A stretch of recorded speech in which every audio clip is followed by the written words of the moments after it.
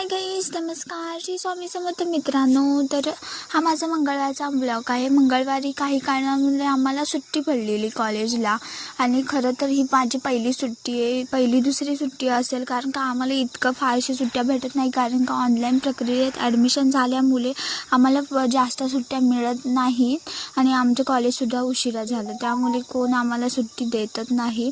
पण आज आम्हाला काल आम्हाला सुट्टी पडली होती.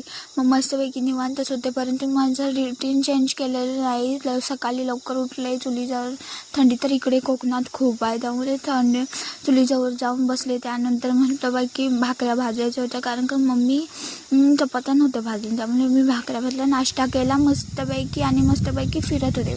गावात असल्यावर काय थाऱ्यावर राहत नाही, मस्तपैकी फिरत होते. ह्याच्यासोबत जुन्या आठवणी म्हणजे ही लहान पोरं असतात, त्यांच्यासोबत मस्ती करत होते. आजच्या व्हिडिओ